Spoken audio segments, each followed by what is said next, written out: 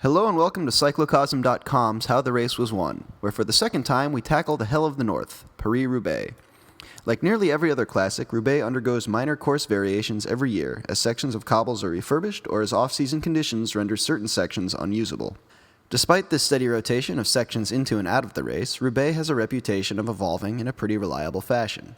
After an initial selection in the Arenberg, the strong teams drive the pace, and a battle of attrition and position whittles the group down. As the field gets smaller and smaller, the strong men try to launch a decisive attack, usually between 30 and 15 kilometers to go.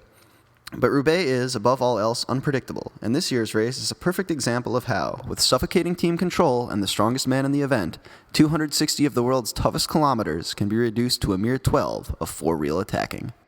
This year's event began with a strong but not intimidating breakaway and a smattering of early mishaps, especially for anyone wearing Argyle.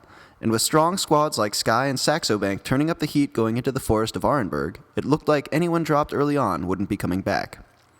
Because it's some 90k from the finish, Arenberg is seldom the deciding factor. There's always a little looking around afterwards, but it generally marks the end of the breakaway and the beginning of the real battles among the favorites. Not so this time around. The break stayed clear, and the main bunch just reinflated as more riders caught on from behind. Why such dainty racing? Certainly Quick-Step, with only an isolated Tom Boonen and an accident-prone Stein de Volder featuring in the main action, was in no position to force the pace. SaxoBank, while represented in moderate to huge numbers in the main field, also had riders in the break. No sense burning matches to put out your own fire. And so the pack inchwormed its way forward, chasing down the attacks of second-tier riders, allowing Cancellara once again to display his smooth-as-glass bike change ability. The Swiss champ was even comfortable enough to draft the race official's car on his way back to the field. The pace was low enough that inattentive dogs could still safely wander into the racecourse without incident. In the end, it was the cobbles, not the chase, that finally did the escapees in, as the rough surface forced fast riders to the front to keep out of trouble, and sifted the battered legs out of the group behind. Passed on the cobbles by a Euskaltel guy. Ouch. Position is perhaps most critical coming into the pave, and so stronger teams began riding harder to protect their leaders on the tarmac, further reducing the field. By the time of the catch, at 62k to go, the pack was just a group of 6 riders that had been pulled off the front by a recent Cancellara surge. It was Tom Boonen who decided that 2k later the attacking would begin in earnest, first jumping through a roundabout and then into a section of cobbles. Both times it was Cancellara who did the chasing. Though things did regroup slightly, the attacks continued to come quick and fast. Roger Hammond, then Leif Hoste, and finally Sebastian Hinault, who got a small group, including 1997 winner Frederick Guedon, clear of the bunch. However, Boonen, perhaps noticing that Cancellara was relatively isolated, continued to attack and reeled the group back in.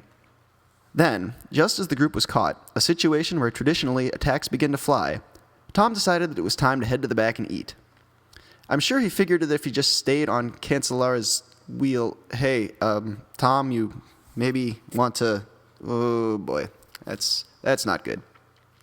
Well, maybe Hoste and the others can latch on? No? Well, at least flail around and blame the moto. Yep, there you go. Well, I do blame Boonen for letting Kantz go. It's not like the Belgian didn't go all in on his pursuit. As Leif Hoste can tell you, plenty of other favorites were riding for second the moment Cancellara's train left the station. Boonen, with no attention of another second place on the season, finally succumbed to the efforts of his chase and the other so-called chasers as they began making attacks in the traditional Roubaix crux points.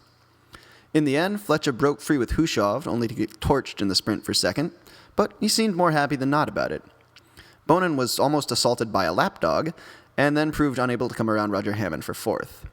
But ahead of it all, Fabian Cancellara powered to his third win in as many weeks, becoming the third rider in 8 years, and the first since Tom Boonen, to double up on the Tour of Flanders and Paris-Roubaix. I'm Cosmo Catalano, and that's how the race was won.